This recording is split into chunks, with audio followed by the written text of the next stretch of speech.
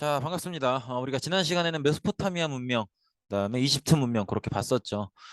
그런 식으로 봐서 이제 일단은 세계 4대 문명의 공통점부터 보고 그다음에 메소포타미아 문명, 이집트 문명 그렇게 봤던 것 같아요. 그다음에 이번 시간에도 마찬가지로 세계 4대 문명을 이어서 볼 건데 이번 시간에 배울 건 나와 있다시피 인도 문명, 그다음에 중국 문명 이렇게 해요. 요거 이렇게 보셨으면 기억나셔야 돼요. 각각 연결되는 강들 한번 얘기해 볼까요? 이집트 나일 강이었죠. 메소포타미아는 강이 두 개였죠. 티그리스, 유프라테스. 인도는 인더스 문명을 얘기해요. 인더스 강이었죠. 중국은 황하. 그리고 우리가 지난 시간에 이제 메소포타미아 문명 들어가기 전에 세계 4대 문명의 공통적인 발전 배경을 봤었죠. 뭐가 있었어요? 일단은 우리 신석기 혁명의 농업 시작부터 연결해서 생각을 해야죠. 그래서 농업을 통해서 발달을 하는 거니까 농업을 위해서 큰 강이 있어야 되고요. 그 다음에 또 뭐가 필요했어요? 큰 강을 통해서 관계 공사를 하고 이 관계 공사를 지휘할 수 있는 지배층. 그래서 신분이 나타나기 시작하죠.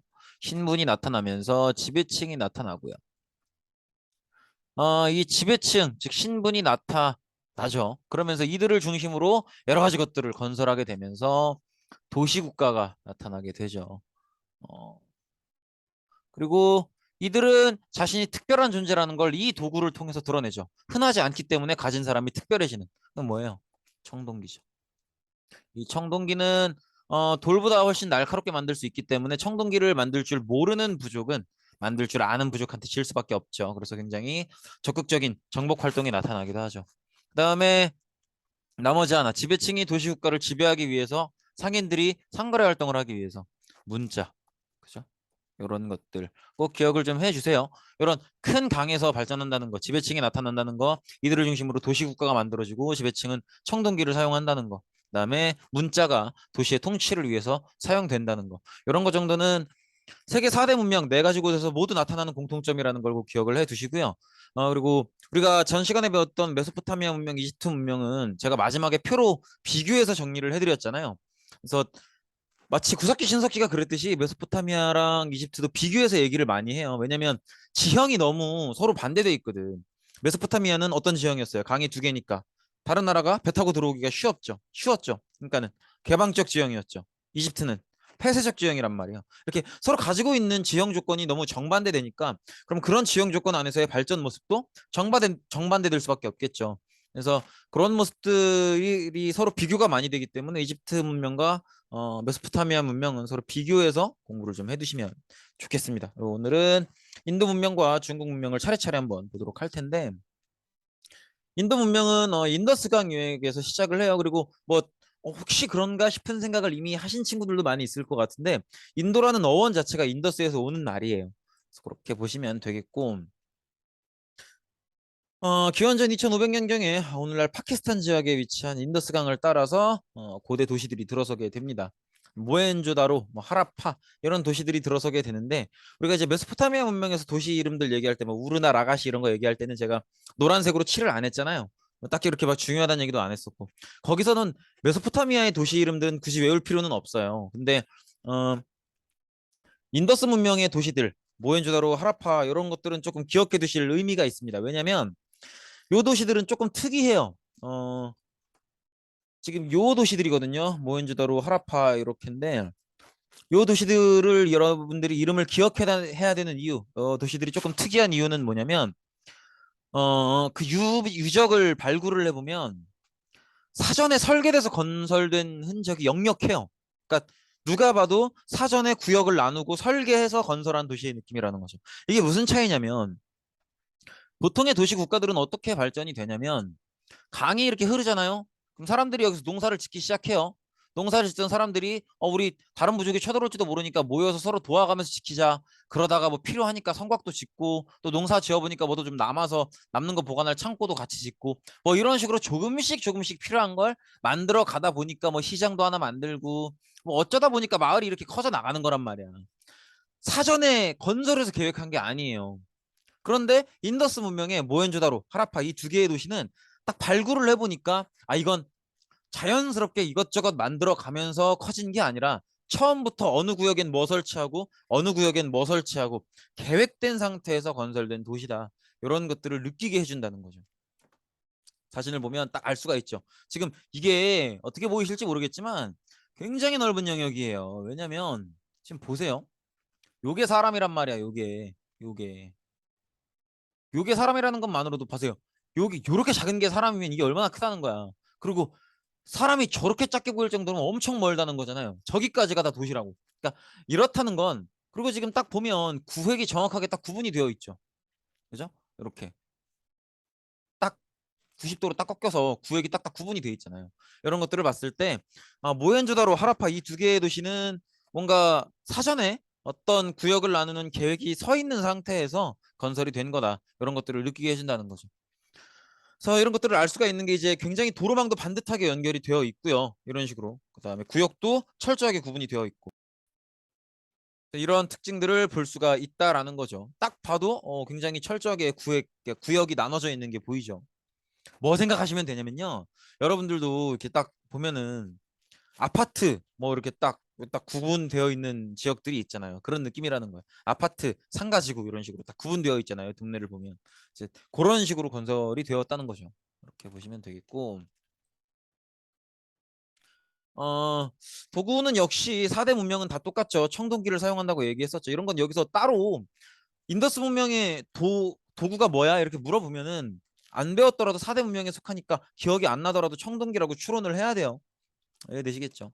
그리고 역시 문자도 사용이 되는데 어, 지금 세계 4대 문명이 다 문자를 사용한단 말이에요.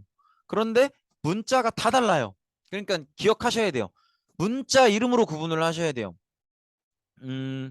우리가 이집트 문명은 그림 문자였죠. 그래서 사물을 그려서 간단하게 그려서 표현하는 형태였고요. 메소포타미아 문명은 찰흙에다 이제 이렇게 조각칼 같은 걸로 새겨내니까 쐐기 문자라고 했었죠. 메소포타미아 문명은 쐐기 문자. 그다음에 청동기, 저기 뭐야, 청동기란다. 인더스 문명은 나와 있다시피 그림 문자인데 인더스 문명은 그림 문자보다는 인장 문자로 좀 더 기억을 해주세요.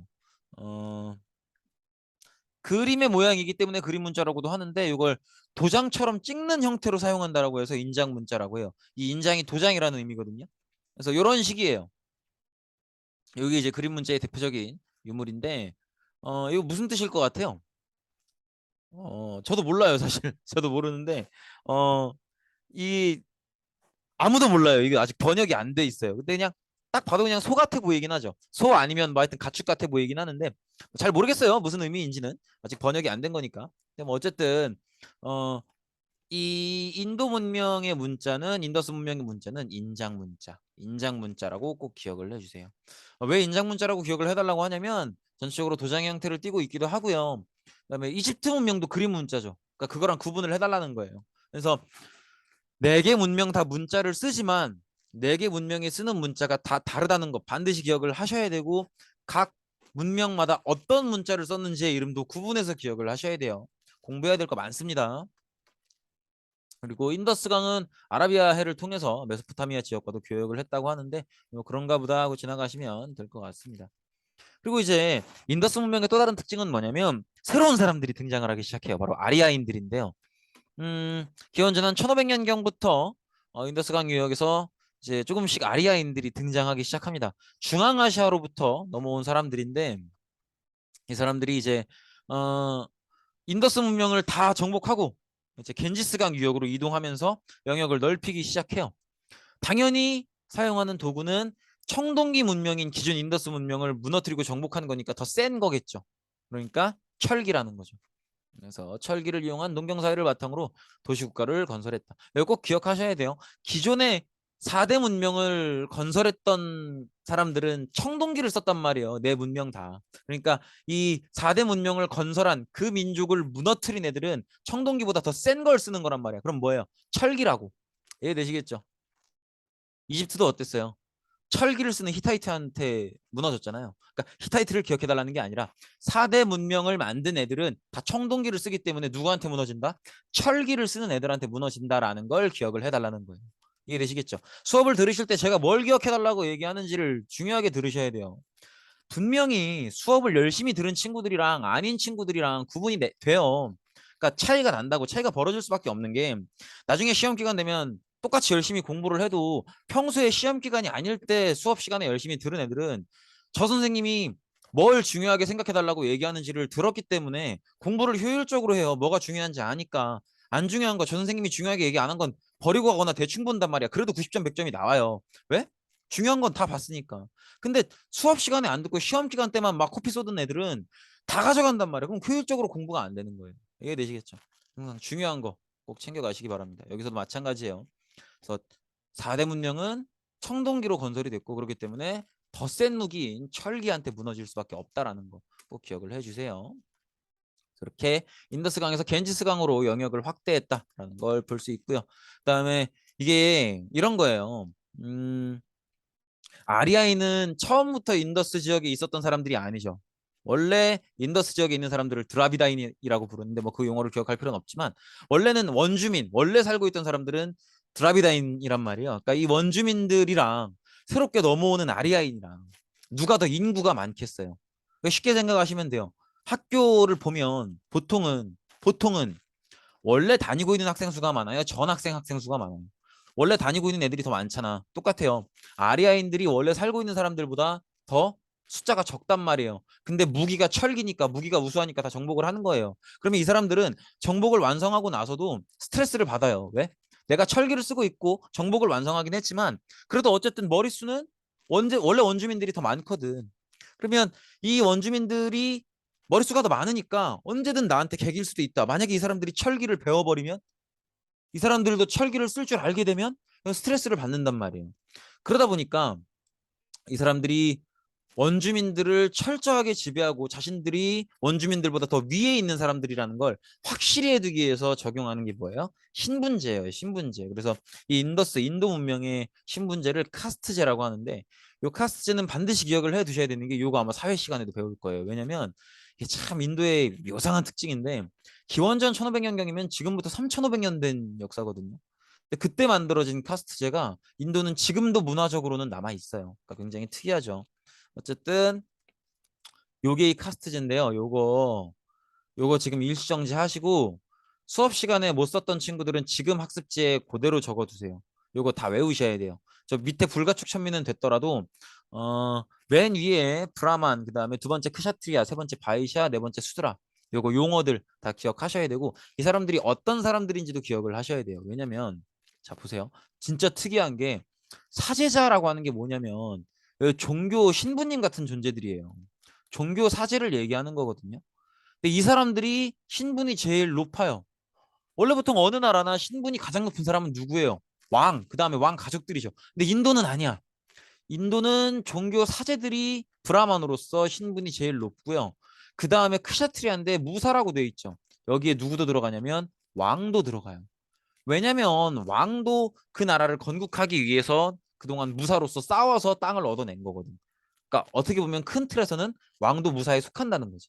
어쨌든 크샤트리아엔 왕도 들어가요. 그다음에 바이샤는 일반 농민, 그다음에 수드라는 노예, 그다음에 그거보다 수드라보다 더 아래에 닿을 수도 없는 언터처블한 불가촉 천민도 있습니다. 어쨌든 이렇게 5개인데 요 5개보다는 요 불가촉 천민은 뭐 지나가시고 요 4개, 요 4개의 신분을 꼭 명칭과 어떤 사람들인지를 꼭 기억을 해 두셔야 됩니다. 이해되시겠죠? 그리고 인도의 종교는 아리아인들이 만든 종교예요. 브라만교고 이 브라만교에서 그렇게 카스트제를 철저하게 적용을 하는 거예요. 그리고 이 브라만교의 경전은 베다라고 합니다. 그래서 이제 브라만교로만 운영이 되고 있는데 브라만교는 아까 배웠던 것처럼 카스트제라는 신분제를 철저하게 적용한단 말이에요. 그러면 이런 식으로 신분제를 적용하면 맨 위에 있는 사람들이나 좋지. 왜 그 아래에 있는 사람들은 별로 안 좋아할 거 아니에요. 그게 이제 불교가 등장하는 배경이에요. 그러니까 브라만교라는 종교의 논리를 바탕으로 카스트제를 적용을 하는 거기 때문에 이 브라만교라는 종교를 비판하는 새로운 종교가 나타나는 거죠. 배경을 보면 인더스 이 겐지스강 이 인도 문명권 지역도 굉장히 여러 개의 나라들이 등장하고 서로 대립하고 막 이러던 지역이에요. 이러던 지역인데 시간이 흐르면서 또 농업 기술도 상업도 발전을 했죠. 여기서 느끼셔야 돼요. 자, 지금 우리가 아까 브라마는 귀족 사제였죠. 그죠? 그 다음에 크샤트리아는 무사였어요. 그 다음에 바이샤는 농민이었죠. 그 다음에 수드라가 노예였는데 자, 그러면 지금 보세요. 배경을 보면 여러 나라들이 등장하고 서로 대립하며 전쟁을 반복했어요. 그다음에 시간이 흐르면서 농업 기술이 발전했죠. 그러면 전쟁이 반복하고 농업 기술이 발전하는 이 상황에서 활약하는 신분은 누구겠어요? 얘들 둘이죠. 그럼 얘들 둘 생각에는 나라도 내가 세웠고 이 나라의 세금을 열심히 농사지어서 바치는 것도 우리 농민들이란 말이에요. 그러니까 무사인 크샤트리아와 농민인 바이샤들이 목소리가 커지기 시작하는 거죠. 그래서 군사 정치를 담당하는 크샤트리아 이들을 지원하는 농민층이 이제 바이샤들이 성장을 하게 되는 거죠. 이 사람들 입장에서는 나라를 만들어서 지배하고 있는 것도 우리 크샤트리아고 이 나라가 돌아갈 수 있도록 세금을 내는 것도 우리 농민들 바이샤란 말이에요. 이 국가를 만들고 운영하는 주역이 우리 크샤트리아와 바이샤인데 막상 가장 높은 신분은 누구예요? 브라만이죠. 밥 먹고 제사나 지내는 사람들이 가장 높은 신분이란 말이에요. 그러니까 불만이 안 쌓일 수가 없겠죠. 그래서 크샤트리아, 바이샤층이 가장 높은 신분이었던 성직자 계층인 누구예요? 브라만을 비판하게 되는 거죠. 그래서 이 과정에서 왕족이었던 고타마 시타르타 이 사람이 오랜 수련 끝에 깨달음을 얻으면서 만드는 종교가 불교예요. 짜잔, 그죠? 부처님께서 가장 니엄 쩌는 사진으로 골라와 봤습니다. 니엄 쩔죠? 고타마 시타르타가 본명이고요. 왕족이에요. 왕족인데 일단 생각을 해보시면 당연히 불교는 기존의 브라만교, 신분제를 강조하는 브라만교를 비판하면서 등장한 거니까. 그러면 불교를 만든 사람의 신분도 누가 알려주지 않아도 추론이 된다는 거죠. 브라만교를 비판하는 신분은 어디였어요? 크샤트리아 바이샤였죠. 둘 중에 하나겠지. 그러면 그 중에서도 조금 더 높은 신분이 가능성이 높겠죠. 그러니까 크샤트리아인 거예요. 그래서 크샤트리아 왕족이었던 고타마 시타르타가 이제 석가모니라는 이름, 이제 이거 석가모니라는 건 깨달은 자라는 의미예요. 어쨌든 이렇게 오랜 수련 끝에 깨달음을 얻으면서 불교를 창시하게 되는데, 음, 아까 우리 그 전 PPT에서 보셨는지 모르겠지만 그 브라만교의 경전이 베다였죠. 요 베다, 베다에서 주로 얘기하는 이 논리가 윤회예요. 윤회. 윤회라는 건 뭐냐면 죽으면 새로운 걸로 새롭게 태어난다는 거예요. 새롭게 태어난다는 건데 불교는 기본적으로 윤회 논리는 인정해요.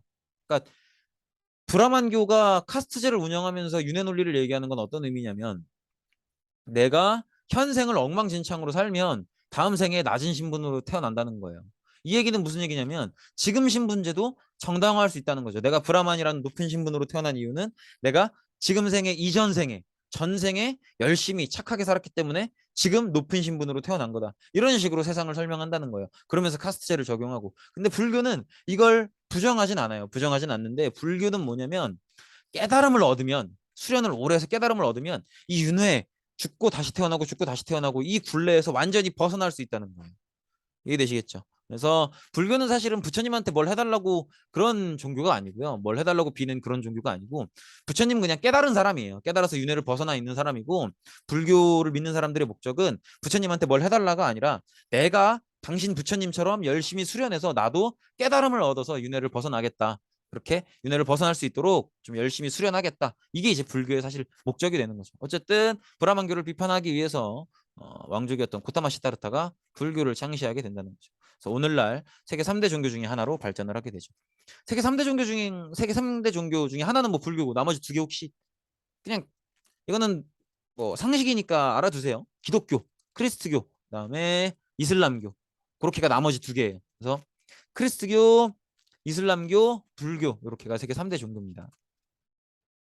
그다음에 이제 중국 문명인데요. 중국은 뭐 더 간단해요. 더 그렇게 어려울 게 없고 음, 황허강이라고 해도 되고요. 뭐 황하라고 해도 되고요. 이게 이제 요거 허자가 한자로 쓰면 이렇게 강하자예요. 그래서 황은 이제 누럴 황자인데 이렇게 뭐 이렇게 쓰는데 어, 여기 잘못 썼다 한자를 그죠?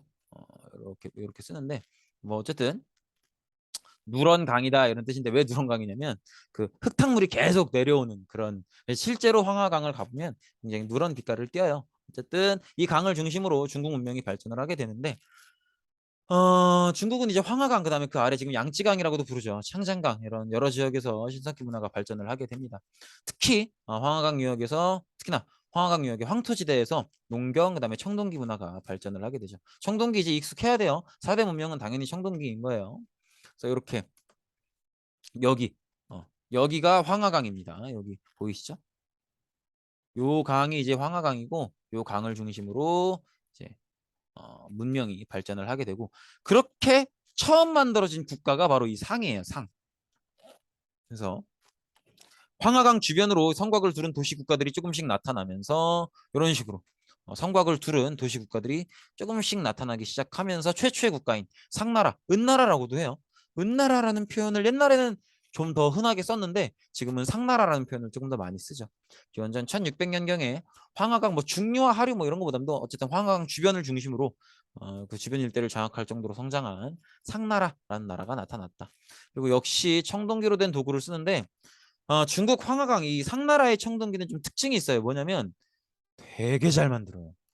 그 이번 PPT 표지에도 제가 썼는데 음, 청동기를 사용했다 그러면 그냥 4대 문명에 다 적용되는 얘기예요. 근데 청동기를 정말 잘 만들었다, 예술성이 뛰어나다, 기가 막히게 만들었다 이러면은 이제 그거는 중국을 얘기하는 거예요.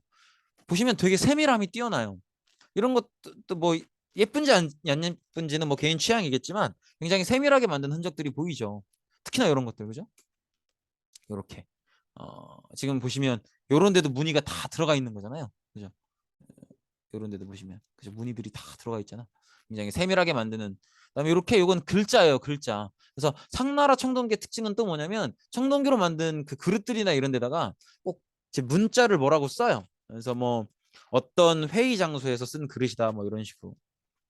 그래서 다양한 역사적 기록을 살펴볼 수 있기도 하죠. 그다음에 달력을 제작해서 제사 농경에 이용하는데 농업이 발전된 사회라면 달력은 자연스럽게 발전하는 거예요. 어느 시점에 씨를 뿌리고 어느 시점에 잡초를 뽑고 어느 시점에 수확을 해야 되고 이런 것들을 판단을 해야 되기 때문에 어느 지역이나 농경이 발전해 있으면 달력도 함께 발전을 합니다. 그다음에 이제 정치 형태는 신정 정치라고 하는데 이게 뭐냐면 이제 신의 뜻에 따라서 정치를 하는 걸 신정 정치라고 해요. 근데 요거는 이제 그 이렇게 생각하시면 돼요. 정치의 중심에 제사장이 있는 거예요. 제사장이. 이것도 우리가 봤었죠. 그 4대 문명의 공통된 특징에서. 그러니까 이런 식인 거죠. 우리가 지난 시간에 한번 얘기를 했었지만 국가의 어떤 중대사를 결정해야 되면 다른 나라를 침략할 건지 말 건지 이 공사를 할 건지 말 건지 이런 것들을 결정을 해야 될 때 사실 결정은 이제 이 시대 기준에서 보면은 가장 권력자가 하는 건데 가장 권력자는 역시 신이겠죠. 근데 우리가 보통 사람들은 신이 하는 말을 들을 수가 없잖아요. 그러니까 제사장이 나는 신과 소통할 수 있고 나는 신과 얘기할 수 있다 이거예요. 그러니까 내가 신의 뜻을 물어봐서 신의 뜻을 내가 듣고 내가 그대로 하겠다. 이런 식으로 정치를 하는 게 신정 정치예요. 그래서 왕이 곧 제사장이 되는 거죠. 왕이 곧 제사장이 돼서 내가 왕으로서 신께 나만 신의 목소리를 들을 수 있는데 내가 신께 여쭤보고 답을 들어보니 하라고 하신다. 하지 말라고 하신다. 이런 식으로 하는 정치를 신정 정치라고 합니다. 그래서 이렇게 중요한 일이 있을 때는 점을 쳐서 신의 뜻을 묻는데 신께 뜻을 여쭤봤을 때 신께서 대답을 해주시면 그 대답을 들을 수 있는 게 제사장 역할을 하고 있는 왕밖에 없다는 거죠. 이렇게 보시면 되겠고 그다음에 이 신정 정치를 할 때 갑골문을 써요. 그래서 중국의 문자인 갑골문은 또 그런 면에서 굉장히 큰 특징이 있습니다. 그래서 이런 게 이제 갑골문인데 갑골이 이제 뼈를 얘기해요. 그래서 뼈에 새기는 글이다라고 해서 갑골문이라고 하는데 갑골문은 어떤 형태냐면 이렇게 정말 뼈에 새기는 거예요. 그리고 좀 넓은 뼈들, 거북이 등딱지나 소 어깨뼈나 이런 넓은 뼈에다 이렇게 보통 새기는데 이걸 어떻게 하냐면 이런 식인 거예요. 소 어깨뼈나 뭐 아니면 이런 넓은 뼈에다가 내가 하려고 하는 걸, 그러니까 우리나라에서 이번에 하려고 하는 걸 써요. 쓴 다음에 불에 구워. 그럼 수분이 날아가면서 이게 마르거든요. 그러면서 이 내가 뭐라고 썼던 그 부분이 쭉쭉쭉 갈라지기 시작해요. 지금 갈라져 있죠. 그러면 이 갈라진 방향과 길이 이런 것들을 토대로 왕이 이건 신께서 하지 말라고 대답하신 거다. 하라고 대답하신 거다. 뭐 이런 식으로 해석을 해서 그걸 바탕으로 정치를 하는 거죠. 이런 식으로 갑골문을 이용해서 신정 정치를 했다라는 거. 그래서 물론 제가 아까 말씀드린 것처럼 4개 문명의 문자를 다 기억을 하셔야 돼요. 이집트의 그림 문자, 메소포타미아의 쐐기 문자, 인더스의 인장 문자, 그다음에 중국 문명의 갑골문 다 기억하셔야 되는데 특히나 갑골문은 중국의 이 제사, 그다음에 중요한 정치적 역할에 의미가 있었다라는 것도 꼭 함께 기억을 해 두시기 바랍니다. 그다음에 이제 상나라 다음에 나타나는 나라가 주나라예요. 이제 상나라 후기에 이제 상나라 서쪽에서 새롭게 등장하는 나라인데 이 주나라가 결국에는 상나라를 정복하고요. 더 큰 나라로 세력을 확장하게 됩니다. 주나라의 정치 형태는 봉건제였는데 처음 들어보실 수도 있을 것 같아요. 봉건제라는 건 뭐냐면 수도는 왕이 직접 다스려요. 근데 땅이 원체 넓다 보니까 수도 주변 지역은 왕이 직접 다스릴 여력이 안 되는 거예요. 그래서 왕이 첫째 아들이 여러 명 있으면 첫째 아들은 내 자리를 물려받아야 되니까 수도에 그냥 두고요. 둘째, 셋째, 넷째 아들을 각 지역으로 보내서 그 애들한테 땅을 떼줘요. 그래서 너가 여기 다스리라고. 너가 여기 왕 노릇을 하라고. 이런 식으로 운영하는 게 봉건제입니다. 그래서 나머지 지역은 왕족이나 아니면 왕 자기를 도와준 공신들 이런 사람들을 제후로 임명을 해서 다스리게 했다라는 거. 그래서 이런 식인 거예요. 지금 보시면 주나라가 이렇게 붉은 빛으로 있죠. 여기가 수도잖아요. 왕이랑 자 보세요. 왕이 있고 왕의 아들들이 쭉 있을 거 아니에요. 또 옛날엔 자식도 많이 낳았다고. 아들들이 쭉 있잖아요. 1, 2, 3, 4, 5 이렇게 있죠. 그러면 첫째 아들은 왕위를 물려받아야 되잖아. 그러니까 왕이랑 첫째 아들은 수도에 있어요. 그리고 왕이 이제 수도 인근을 지배하는 거예요. 그다음에 왕이 아들들한테 뭐 공신도 준다고 하는데 보통 아들만 줘요. 그래서 1, 뭐 2, 1이 아니고요. 1은 여기 있는 거고. 어, 이렇게 하자. 그죠? 셋째 아들, 뭐 넷째 아들, 다섯째 아들, 여섯째 아들 이런 식으로 떼주는 거야. 이런 식으로. 그래서 각자 지역을 나눠서 다스리게끔 하는 게 봉건제예요. 이런 식으로 통치를 했다라는 거 기억해 두시면 되겠고요. 그렇기 때문에 어쨌든 왕의 아들들을 보내는 거니까 다 가족이잖아요. 그렇기 때문에 피로 연결된 혈연 중심의 성격이 굉장히 강합니다. 근데 이게 처음에는 아들이지. 그러니까 물론 그 세대에서는 아들이지만 아들의 아들, 뭐 아들의 아들 뭐 이런 식으로 가면은 그러니까 이런 식이라는 거죠.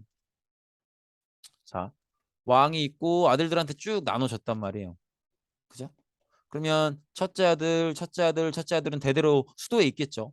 얘들은 또 이렇게 얘들이 또 아들을 낳고 또 아들을 낳고 또 아들을 낳고 이렇게 될 거 아니에요. 그럼 얘랑 얘랑은 되게 먼 친척이 된단 말이야. 근데 얘가 왕을 했을 때 얘가 여전히 그 땅의 제후로 있어요. 그럼 얘는 얘를 맨 처음에 요 둘째 아들이 아버지 왕을 생각했듯이 이 나중에 몇십 년이 지나서 얘들이 얘를 그렇게 생각하지 않는다는 거예요. 그러면서 조금씩 이제 중앙에 있는 수도에 있는 왕실과 지방의 제후들이 어떤 친척 관계가 멀어지게 되죠. 그러면서 주 왕실의 지방에 대한 통제력이 떨어지는 거예요. 이해되시겠죠? 그래서 이런 식으로 점차 이게 봉건제의 운명이에요. 내 둘째, 셋째, 넷째 아들들을 제후로 임명해서 지방에서 알아 통치하라고 보내는데 내 아들들일 때는 우리가 아직 그래도 식구로서의 의미가 있단 말이에요. 근데 이게 3대, 4대 후손을 낳고 그러면 여전히 그 중앙에 있는 왕과 그다음에 지방에 통치하고 있는 걔들은 여전히 가까운 게 아니라 조금씩 친척 관계가 멀어지면서 왕과 제후 사이가 멀어지게 된다는 거죠. 이렇게 보시면 되겠습니다. 네, 여기까지입니다. 고생 많으셨습니다.